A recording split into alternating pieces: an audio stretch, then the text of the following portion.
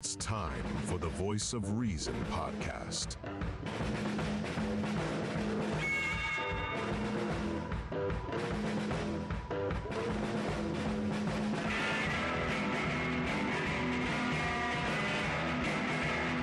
Here are your hosts, Sean Phillips, Andy Van Beber, and Travis Kirkendall.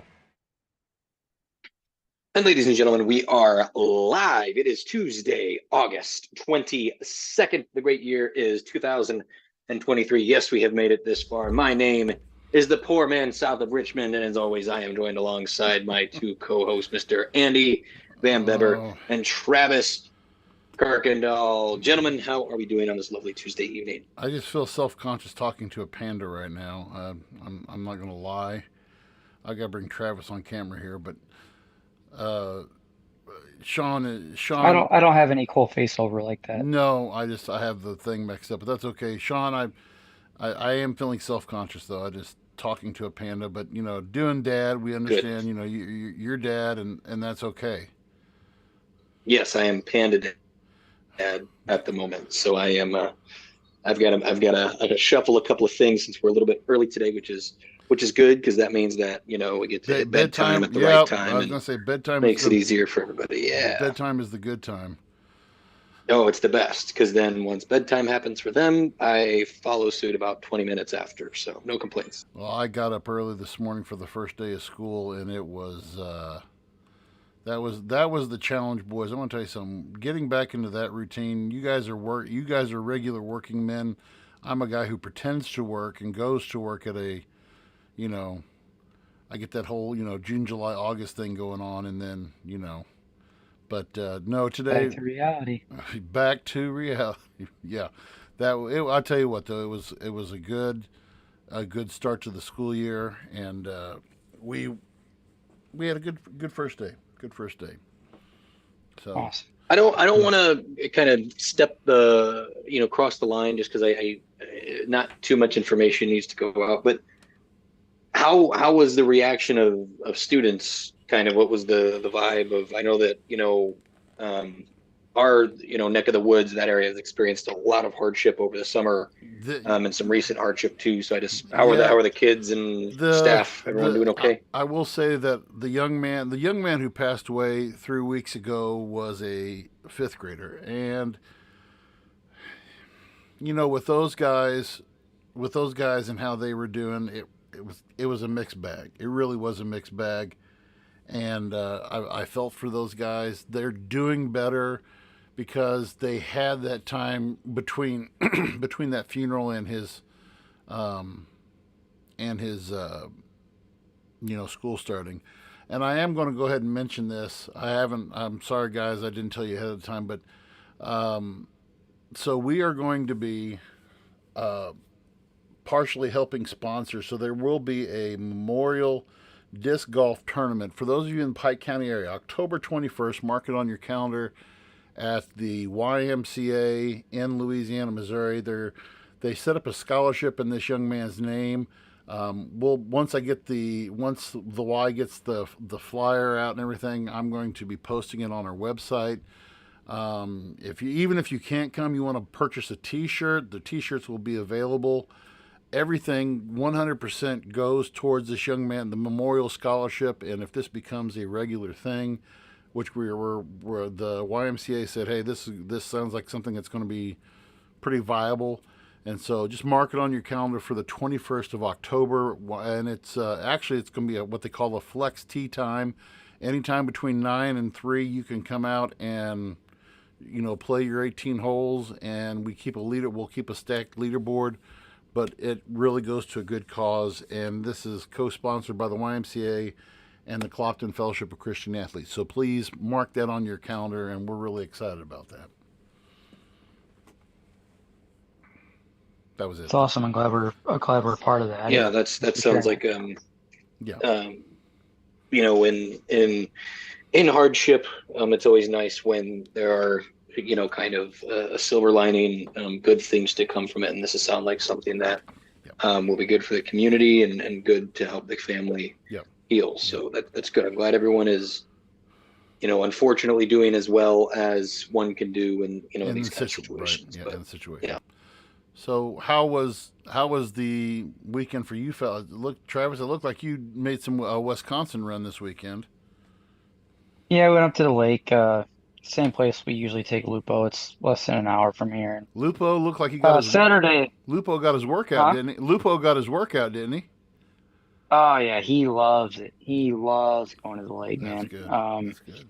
Saturday we were working on the house still, and then we haven't really been out, and summer's dwindling down. So we're like, it's gonna be a nice weekend. Let's take him up there and have a good day, and we did. Well, And if you it feel was a lot of fun. if you feel like it's dwindling down, just come down here into, north. Oh, it's hot. No, yeah, it's the hot months.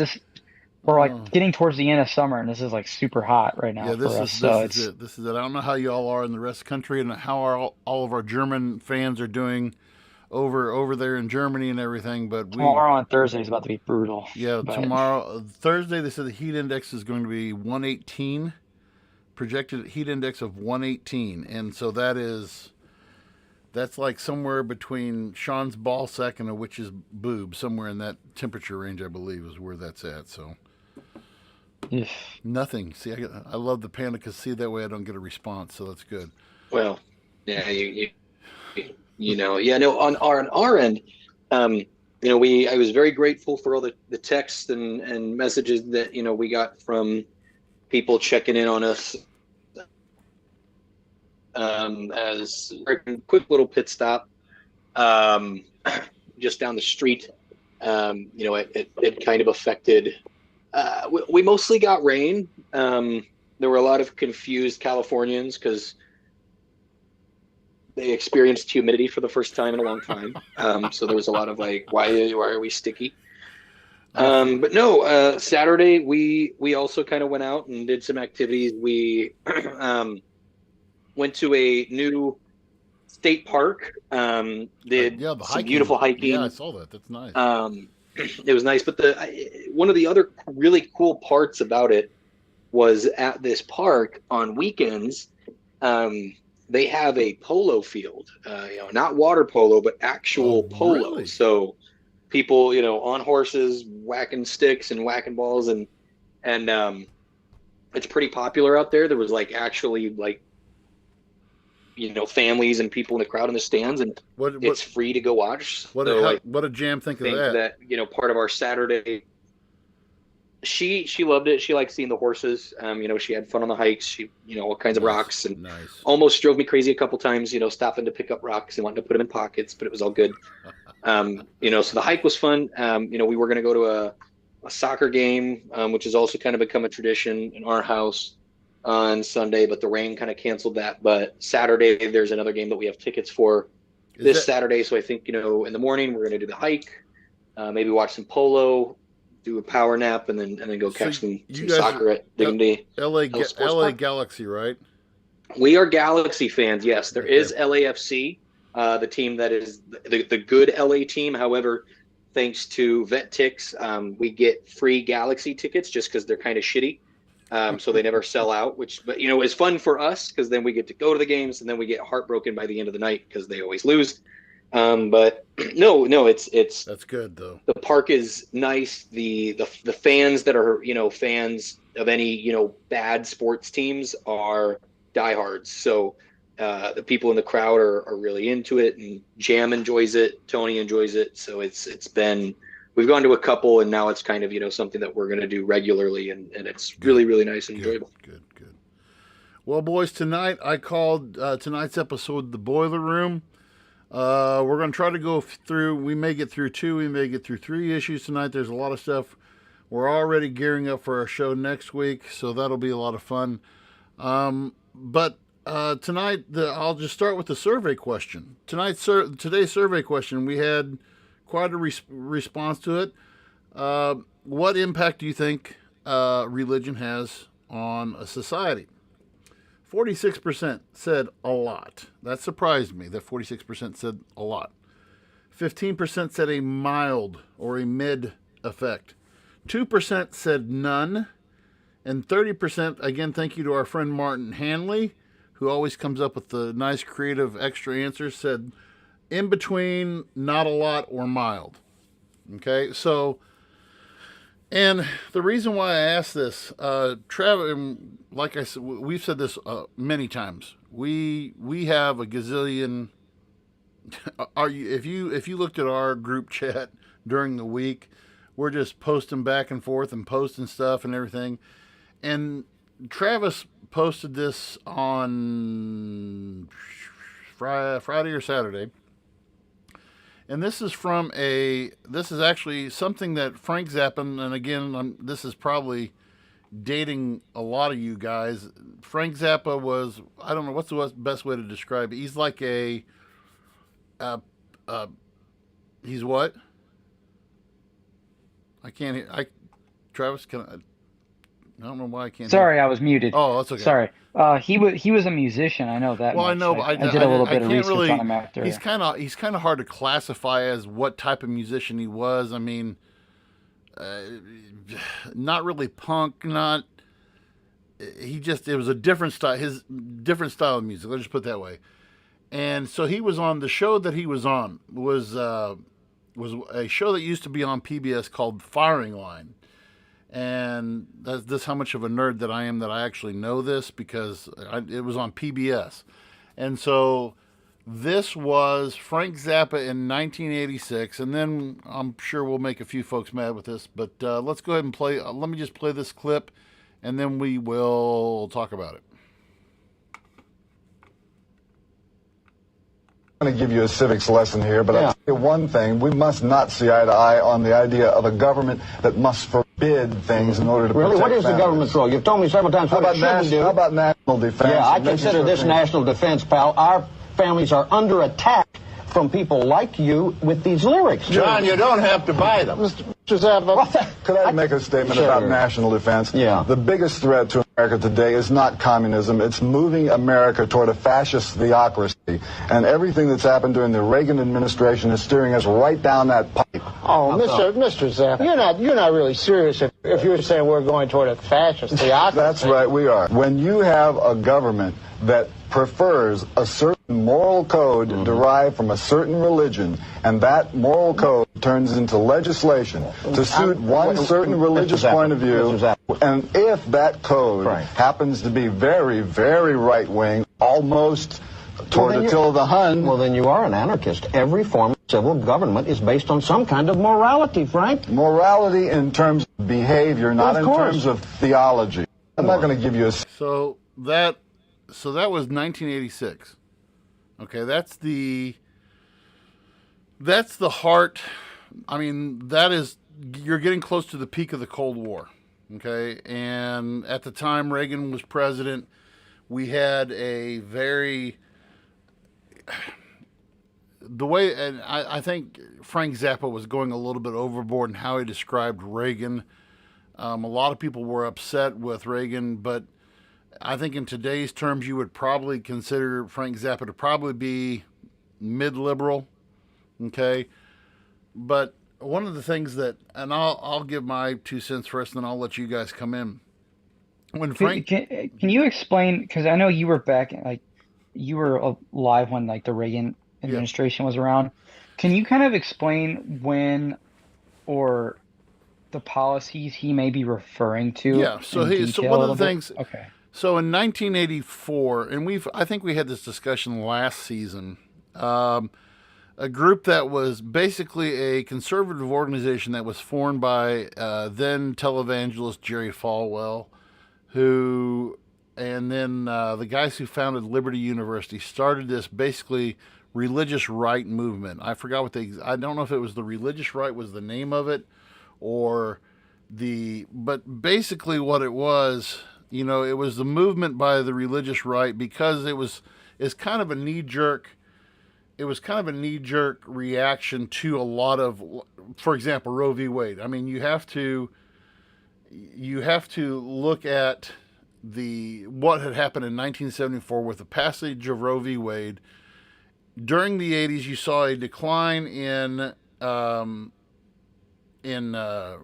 basically what they called quote-unquote moral values. And Ronald Reagan had made a lot of attempts to basically reestablished the idea of the solidarity of a home, led by a you know, the traditional family of the strong male. And this is also during the hype of the equal rights movement. Okay, the equal rights movement, the Equal Rights Amendment, which was proposed in 1970 something, had been you need 38 states to pass an amendment. So this was at the time we have 27 amendments now, but this was at the time the proposed 27th amendment. And there was also you have Roe v. Wade, you have equal rights movement. You have people like Betty Friedan, who was the head of the National Organization of Women, who was pushing this whole feminist movement. And so the religious right comes out, and the religious right was created in 1979. And so they pretty much, Reagan was no idiot.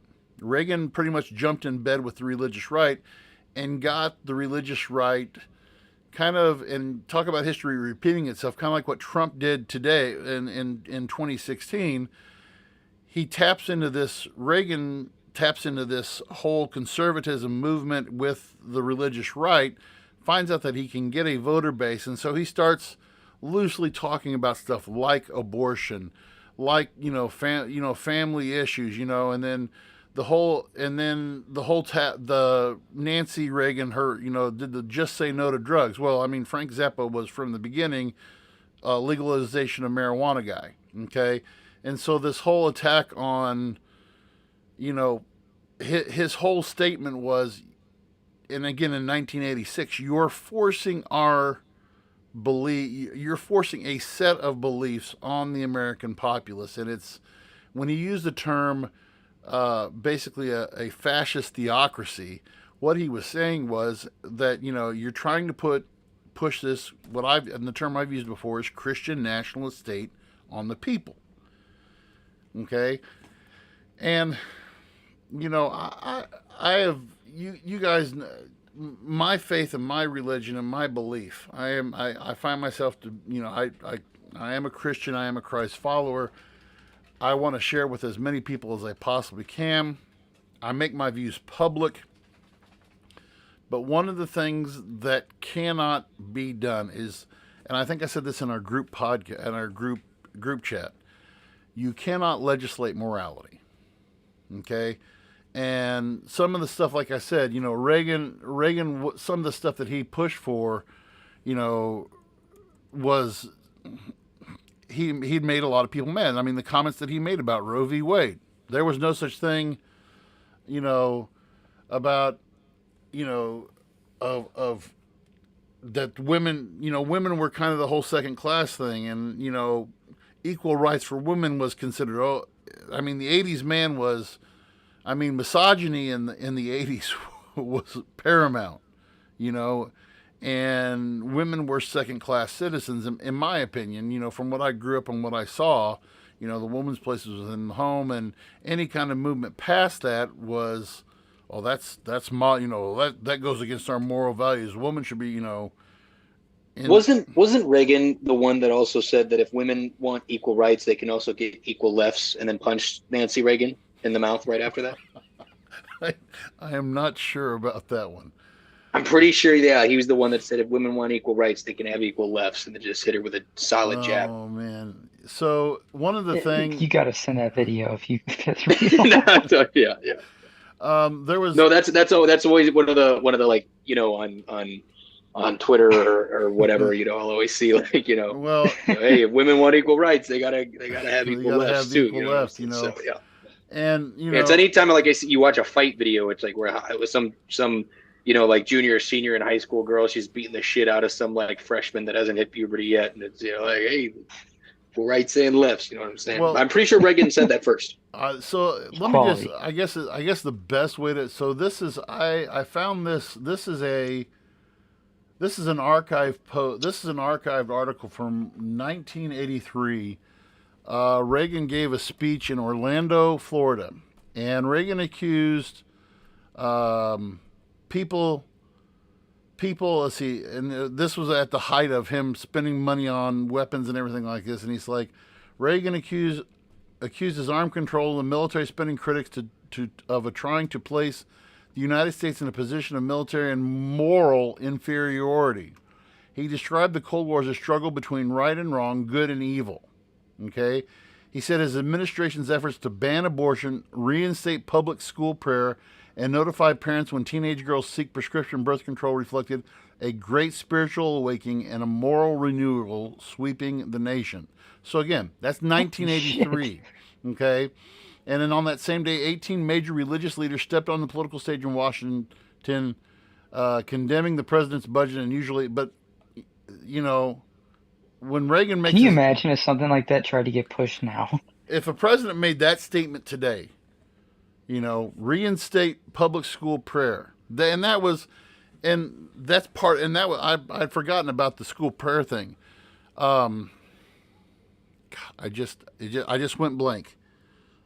The Regents of New York, I can't think of the court case, but basically in New York, and about that same time in the late 70s, there was a ban on public school prayer. And what this was, the state of New York had it as a part of, like, you know, Pledge of Allegiance and all this other stuff, and they said a recited prayer that basically, you know, dear God, bless our, you know, be with us this day, keep us from all this stuff. And it was a recited prayer that was said in public schools. Okay. From that, I did not know they ever did that. I need to find that, but that's wild. Go ahead and give your guys it. Let me read this real quick. We lost Sean there, but go ahead and Travis, what's your input on this? On what Frank Zappa Well, I got saying? a question for you first. You mentioned in the very beginning that you can't legislate morality, and the Frank Zappa skit there, he mentions that you should legislate. I think he says something along the lines that you should legislate morality based off of behavior, not theology. So my question, like when you said you can't legislate morality, were you referring to it as based off of religion or ideology, or based off of behavior, like he was saying? You cannot, because morality can be based off of what we deem as a society. Like we can agree as a society of things that we think are right or wrong, not based off religion. When I say legislate morality, what I am looking at, what I am thinking about, basically goes along the terms of saying, okay, we have to, you know, taking prayers out of the school. Okay, here, for example, this was New York state law. This was the prayer. Engel versus Vitale. That was the name of the court case. Almighty God, we acknowledge our dependence upon thee, and we beg thy blessing upon us, our parents, our teacher, and our country. Amen. Now, people say, well, that's not that that's not a big deal. That's not a prayer but if I was to say, okay, and I was a youth pastor for 10 years in church in Pike County, Illinois. I'm a junior high youth leader now. Okay. If I was to go to school and say, all right, so we're going to begin school today with a prayer. Everybody bow your heads. Okay. In that sense, so the legal term that is used is called captive. The students have to be there. The students have to be at school. They're required by law to be at school. That's called a captive audience. So they have to be there. They are part of this captive audience. And as part of a captive audience, you cannot then say, okay, we're going to make you pray this prayer, whether you're atheist, agnostic, Satanist, Jehovah's Witnesses, whatever, you have to pray this prayer. Why do we have to pray this prayer? Okay. And for the longest time, people said, well, you know, things started going south for schools when they took prayer out of the schools. Okay. And I correct people when they say this. Prayer was never taken out of the schools. Okay. You can still pray in school. You don't believe me? Come to my school on Thursday mornings at 7:30, where we have a Fellowship of Christian Athletes meeting before school. Whenever it's not mandatory attendance, you can pray. People say, well, you can't have a Bible. You can have as many, you can bring a stack of Bibles to school. There's nothing that says that. But when I say we're going to make you pray before class, is the equivalent of saying, okay, at this point of the time we're going to make you bow to Allah, and we're going to make you, we're going to make you pray to Allah. I mean, in essence, that you're doing the same thing. Well, yeah, is it really freedom of religion if you have a Buddhist kid praying to a God that he doesn't believe in? Right. And I think part of that problem that people don't get is that when you try to enforce, that's why when I say when you try to legislate morality, okay, it's very hard for some people to really get, because you're not speaking the Christian right. I would love to say, okay, hey, here's my beliefs. These are my beliefs. This is what I believe in. I believe that God sent Jesus Christ to die on the cross for the sins of the world, and he did so, and 3 days later he rose from the grave to give us the promise of eternal life. And I share that with as many people as I want to. That is my belief. That is my standard. Now, some atheists may say, you're a whack job. Okay? Part of the First Amendment, and people get this, people like to look at saying, okay, well, the First Amendment protects my religious rights. It does protect your religious rights, but it also protects your right not to believe. People tend to forget that. Your First Amendment, you have the right to practice religion. There's two parts to that First Amendment, though. The Free Practice Clause, which allows for the free practice of any religion, and the Establishment Clause. The Establishment Clause basically says that government will not prefer or promote one religion over the other. In a speech to the at the time the French, it was right before the French Revolution. They had this their legislative body was called the Estates Generales, which was there, and at the time there were there was the first estate, the second estate, and the third estate, made up of the poor people, the rich people, and the clergy, the people of the church. And part of the tax money in France was going towards funding the church. And Thomas Jefferson, who was the ambassador to Paris, made a speech before the French General Assembly and said, there needs to be a wall of separation between the church and state. Okay, so that, and in the 80s, I know I'm rambling here, but in the 80s, then that kind of turned into, well, we're building this wall too high between church and state. Thomas Jefferson, he wasn't an atheist, but he was what we call a deist. He believed, which is kind of an agnostic kind of thing, but he believed that there was a God and all this other stuff.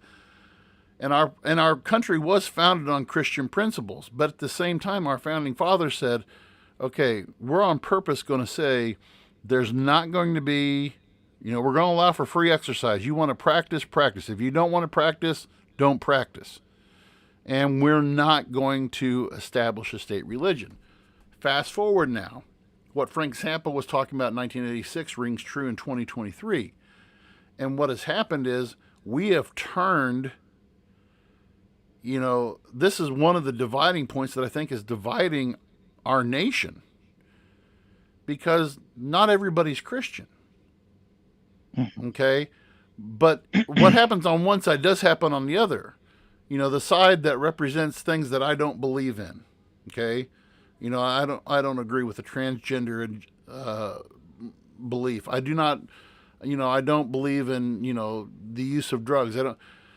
But at the same time, as a Christian, do I target those? No, I love those people. And I think that's the part of the church that's missing the boat, in that saying, we need to, instead of condemn these people, we need to accept these people. And the only way that you get them to, you can't make them do something through legislation. You can show them through your character.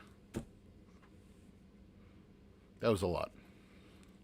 No, it was good though. And I think what you talked about, it's kind of something that's coming back. I think of, like, for instance, they just got rid of the Roe v. versus Wade. And people, let's go into, for example, the topic of abortion, right? Mm-hmm. Some people are for it, some people are against it. Let's say the people who are against it, right? Why are most people, and maybe I shouldn't say most people, but this is my perception, right? of people who are typically against something like abortion, what is their belief based off of? I would say, in my opinion, it's based off of religion, right? It's based off of their belief of what's in the Bible and Christianity, Christian values. A lot, I think. Am I stretching that, or would you agree with that statement? I have I've not met too many non-Christian pro-life advocates. Now, I'm not saying if you believe in pro-life, you're not Christian. Now, I'm not saying that. What I am saying is, I think that a lot of to some people, it just comes straight down to science. I think, when does life begin? Okay, and I mean, you guys probably have a better grasp on this than I do. I forgot when the heartbeat is present. Is that like 3 weeks into? How far into the pregnancy is that? I don't know what week it starts. I know we did our first ultrasound and all that at like 8 weeks, and there was a heartbeat already. And what the whole thing with Roe v. Wade, and I'm on the record saying that I'm very pro-life. I am extremely pro-life. But is your belief with that, is it based off of science, or is the science of like when a human life starts, or is it based off of your Christian values? both. Both. Okay. I believe. Now, here's the thing. When Janine and I've been candid with this before. When we had our last miscarriage, it wasn't a miscarriage. Janine had an ectopic pregnancy. Had she carried that, even, I mean, when they did the ultrasound, they was like, okay, you've got a viable pregnancy, but it's not where it's supposed to be. And then they found it in her fallopian tubes. They said, okay, we need to terminate this pregnancy now, because if we go 2 weeks longer, you'll die and the baby will die. And it was at that point that I had to look my Christian morality in the face. Okay? There's not going to be a happy ending to this. Okay? This is one of those situations where we had to make a decision that was uncomfortable. And and what was bad about it was, the four miscarriages that we had before were not viable pregnancies. This was a viable pregnancy. Everything, all the numbers, everything was going the right way, and we were so excited that it was going the right way. But then we get to the point where, okay, what happened? And Janine and I have had that, and my wife won't listen to this podcast, I know, because this is something that's a trigger for her, because when the whole Roe v. Wade thing was overturned, we talked about it. What would have happened? What would have happened had this happened to us after the Roe v. Wade thing was overturned? Would we had to go through some kind of consent process with the state? I mean, and in the meantime, my wife's health hangs in the balance, the baby's health hangs in the balance. And it was hard for us because in our personal beliefs, we believe that, life begins at conception. But at the same time, then we have to look at the science of things and say, if we would have didn't, Janine wouldn't be with me right now, and you can't just make a religion is not a one size fits all thing for everybody. Okay, what it is and what religion is, and I don't. I'm going to make this statement, and this is going to confuse a lot of people, but I'm going to make it anyway. I don't believe in religion. I believe in relationship. Okay? Religion is something that was created by man.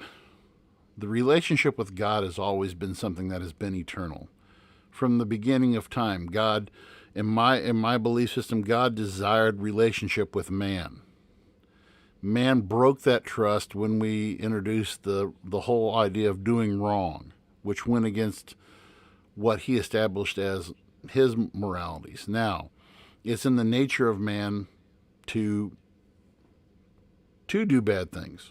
I mean, I still remember when we first brought Bryson home, he was learning how to talk, and and he had this infinite love for cookies. And what's weird about it, he doesn't like cookies anymore, but he had this thing for cookies, and I would give him a cookie, and we had your proverbial cookie jar in the kitchen, right?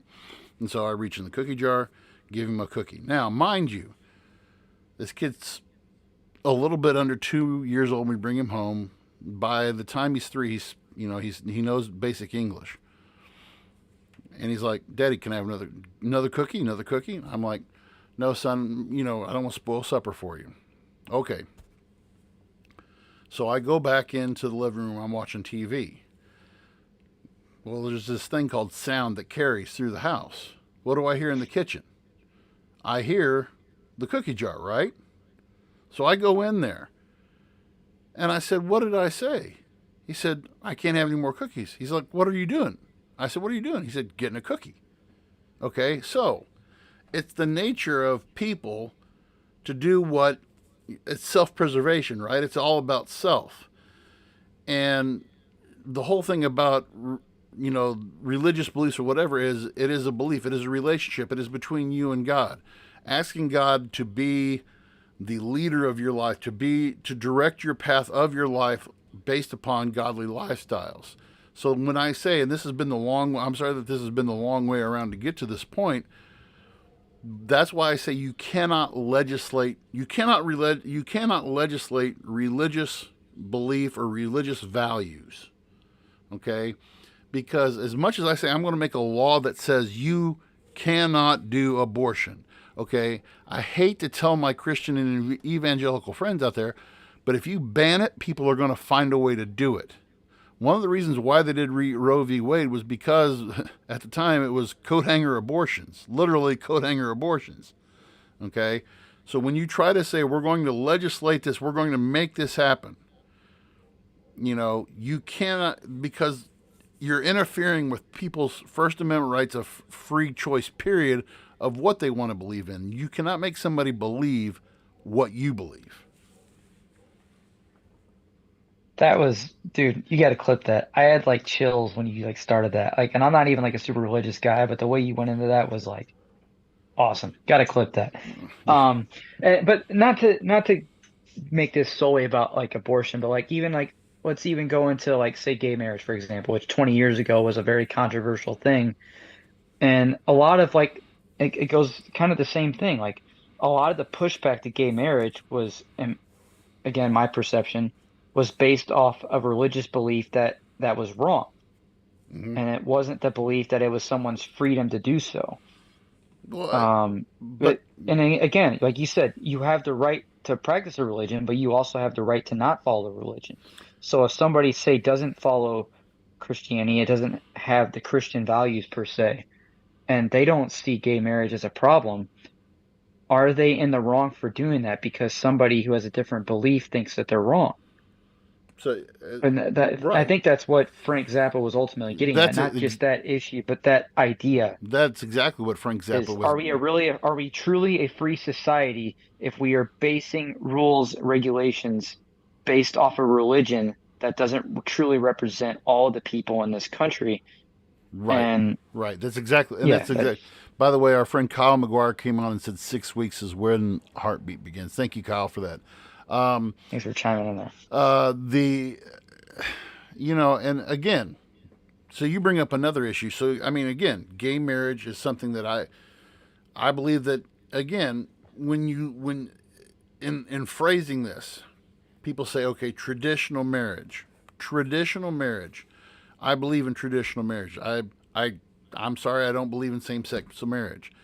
But when you use that term traditional marriage, what is that tradition based upon? What do you? It's based upon a Christianity belief. Well, I mean, man and woman. I mean, because what's the tradition? The tradition has been since you can trace way back to wherever.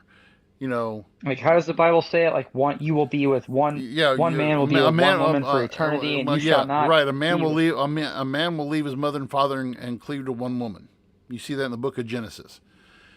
Mm-hmm. And as much and here's the thing. I was one of those people. And I still am one of those people who, if you're going to get married to somebody, fine, get married to someone. I posted this, and I have to look it up real quick, but I posted this meme about, I forgot how many weeks it was, a couple of weeks ago, but I had posted this meme on my Facebook story, and I think this is Christianity in a nutshell is how some people should look at, how we as Christians should address people, and views that are, because what happens is, and this is the thing that angers me the most, people call us in, well, you need to know how to be, you're intolerant, you're a bigot, you're this, you're that. It's not about any of that. And I'm still scrolling down here to find this, but I put this meme up and I got some people who were like, I don't know. But you have the freedom to choose whatever you want to choose. Okay. You can choose to be, you can choose to be gay. You can choose to do drugs. You can choose to do whatever. Okay. Number one, I'm still gonna love that person as they are, because nothing a person short of you killing, bringing harm to my family or bringing harm to me or my property or anything like that, you're not going to do anything that really changes how I think about you. I tell my kids that I told you guys that when you were my students. Nothing is going to make me say, oh, I think that here it is. So this was a post that I put. Secular person, I want to do X, and you fill in the blank for whatever. Okay? The Christian says you're free to do it, but you think X is wrong. And Christian says yes. Because you want to control me? Christian, no. You're free to do whatever you wish, but you think X is wrong. Yes, but only because I want what's best for you. But I want to do X. Okay, you're free to do it. But I want you to say that X is good. I can't say that. Secular person, why are you a hateful, intolerant bigot? Okay? And there's there's a line there, right?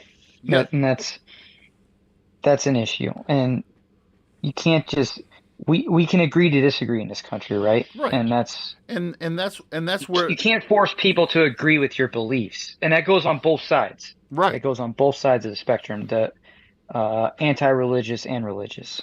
But that's what makes this country what it is, and that's how it. And we've lost that though, because, and this is why I said we had a knee jerk reaction in 2016. Okay, and and I'm not going to go down the whole Trump path and everything else. There's a lot of similarity between 1980 and 2016. There's a ton of issues there. Okay, there were a lot of in the Carter presidency. You had Nixon when he was impeached. You had Gerald Ford who took over, who was an idiot. Gerald Ford was a straight up idiot. Okay, so it's like you had this idiot running against Jimmy Carter. Okay. And because Gerald Ford pardoned Nixon, you could have put Mickey Mouse in there and the people would have voted for Mickey Mouse over Gerald Ford.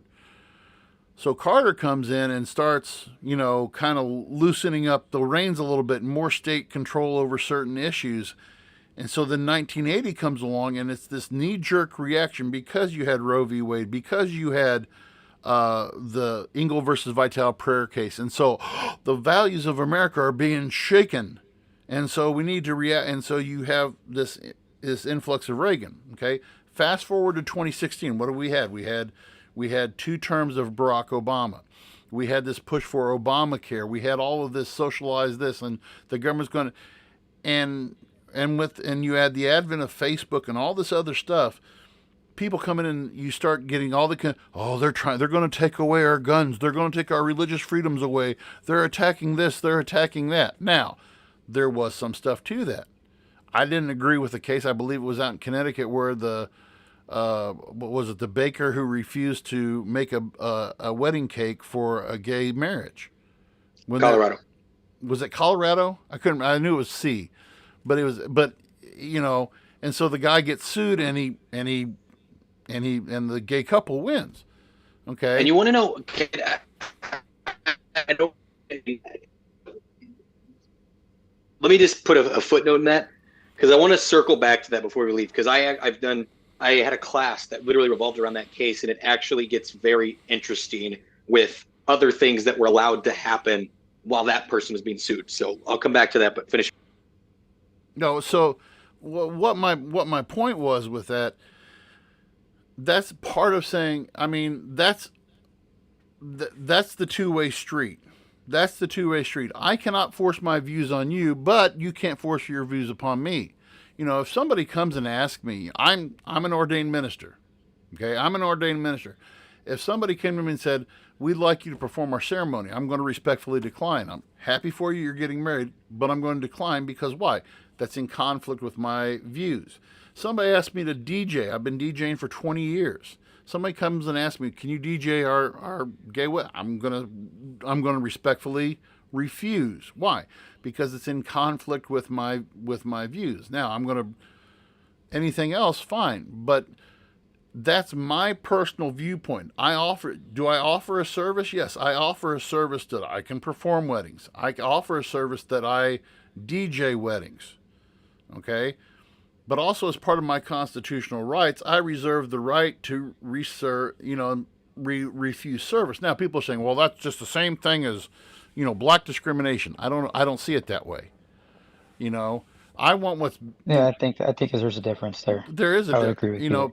People liken the two together, but the shoe has to be worn on both. Your decision is based off of belief, not a physical attribute. It's not I'm not being bigoted.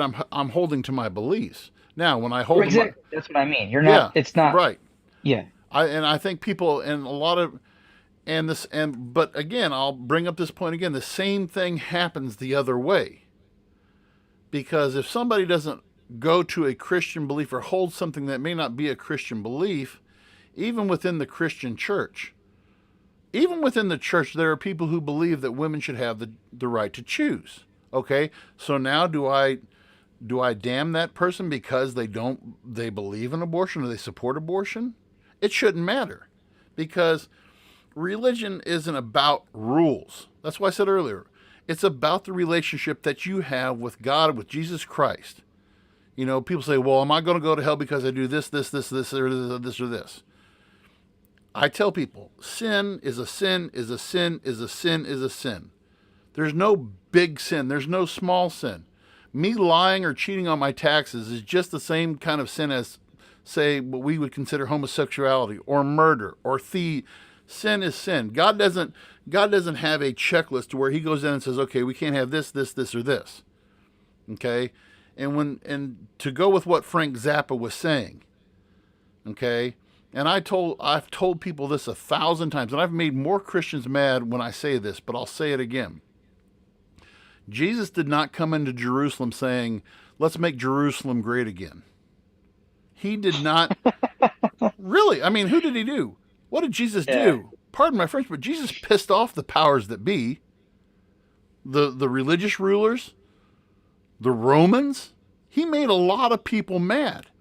He was there to say, what is it about? It's about making relationships. It's about relationship between me and you. Love your neighbor, he said, a new command I give to you. It says in the scripture, you shall love the Lord your God with all your heart, soul, mind, strength. The second is the same. Love your neighbor as yourself. And a lot of Christians today have wiped that off to the side and said, you know what?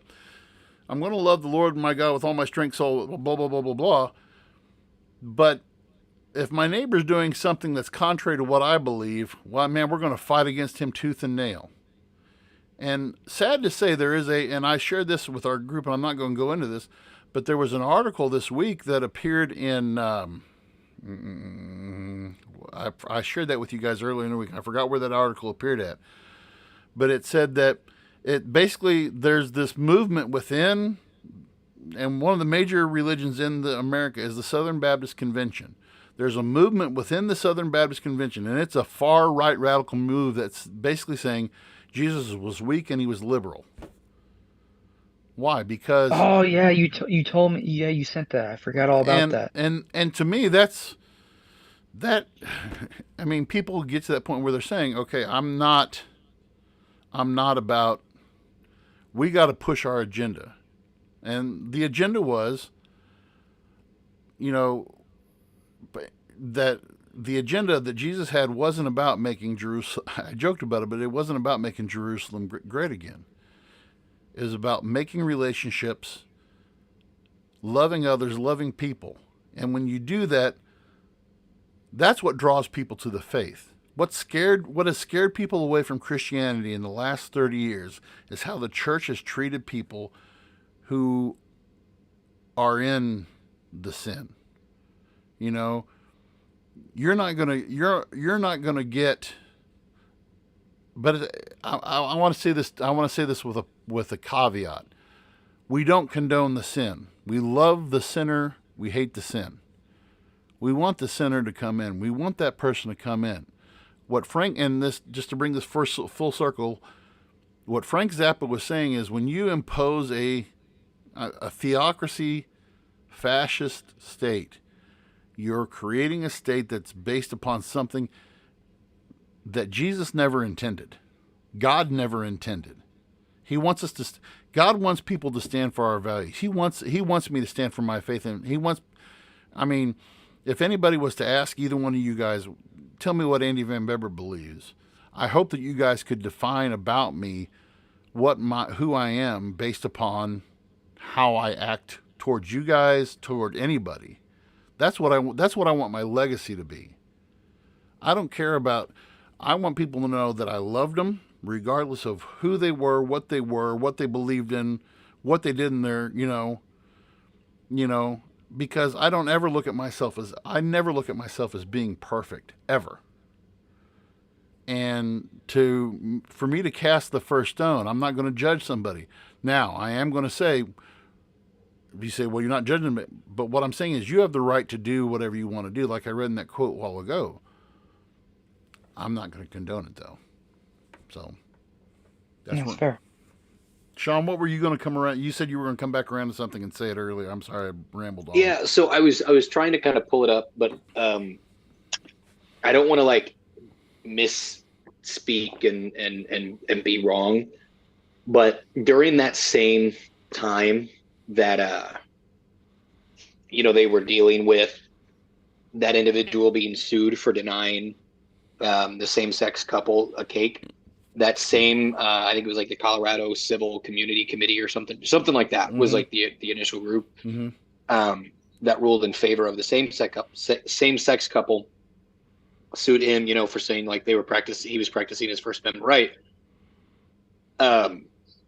They had allowed a different bakery to deny a Christian man who wanted a pro-life cake made. So they had told the guy who said, no, this goes against my religion, I don't want to do it. They had said that he had done that unlawfully. Then obviously, the Supreme Court overturned it. But literally during that same period of time, had granted a different baker permission, saying that it was okay that they denied someone who wanted a pro-life cake to be made.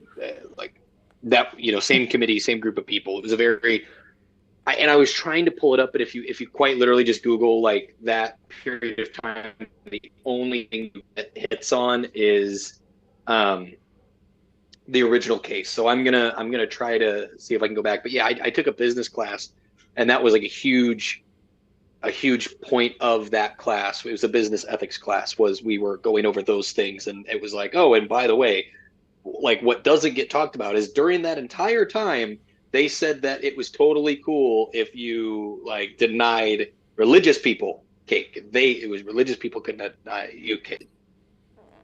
Yeah, I took when I took my master's degree, one of the best classes that I ever took was basically educational law and religion. Educational law and religion. One of the best classes I ever took. I got one of the most. and I took it with a couple of like super conservative Christians who flat out hated that class, and they couldn't believe. And by the way, my master's is through Southwest Baptist University.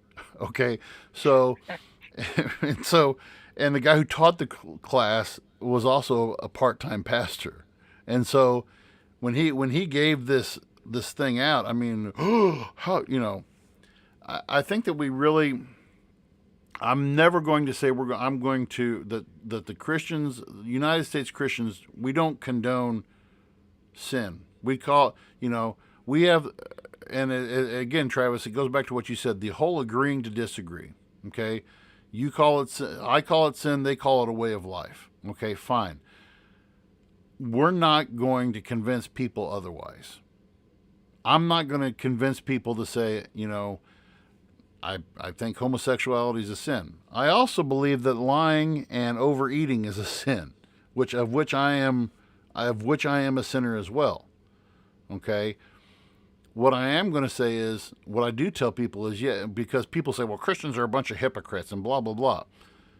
Yes, we are. I mean, you don't go, it's like, say, I don't go to church because churches are full of hypocrites. Okay? It's like saying, I don't want to go to a gym because gyms are full of fat people. Okay? You're going to have people who aren't perfect in a place where they need to get help, is what I'm saying. And, For sure. 100%. and this whole idea of churches are not to be country clubs. I heard one of the wisest, the guy who married Janine and I, he made a statement. This has been over 20 years ago when he made this. He said, churches should not be seen as a country club. They should be seen as an intensive care unit of a hospital. Because people who are there, everybody there is in intense need of care. Okay, we are all on the same playing field. When I say this, all of America, all of the world is on the same playing field. When I say that we're all destined for the same thing. This does not reflect all the belief of the Voice of Reason. So there's my disclaimer. But the whole thing is, we are all destined for a place in hell. That's why, and this is why Christians believe this is why Jesus came. This is why Jesus came, so we don't have to go to a place called hell. But it comes through a development, not of religion, but of relationship with Jesus Christ and saying, I ask for forgiveness of my sins. I turn the way I live my life, and I move in a new direction. That's what it's about. It's not about changing the views and the beliefs of a country or forcing your views on somebody else. It's about the relationship that I seek for everybody else to have. And if you want to debate me on that, anybody can want to leave me a comment about that. You can leave me a comment about that. I don't know what I'm going to clip this week to put on the TikTok, but there you go. That's my short and long of it. And in the wise words of Ricky, fucking amen. Hell yeah. Dear baby, Yeah. I kind of like the little baby, the version of the baby Jesus that's all sweet and cuddly and. I saw a clip bit. I know we're at the point where we're wrapping things up, but I saw a clip bit of kind of like reminded me a lot of some of like the small churches that I've kind of seen growing up, and not all small churches, but some of the ones where it's holier than thou kind of tight knit, where it was this pastor from Louisiana, not Louisiana, Missouri, but Louisiana, the state. Mm-hmm. No joke. He is bragging to his congregation about how he has the most expensive house of any pastor in the United States. And he talks about all of his cars and how he's like legit seems to be like he's rubbing it in his congregation's face, but he's got these guys so brainwashed that they are applauding him, that they are like, oh yes, like we give our pastor a house with 24 bedrooms, and like it was one of the weirdest things I've seen. That's another. What's his name? Yeah, Joel definitely Osteen? A wolf. A wolf. It was probably Joel Osteen's dad. They're definitely a different wolf. You want to get sheep's clothing. That's another show in and of itself. This whole thing about what they call, and that's a movement that's called the prosperity gospel, and the whole thing about that whole thing that's so.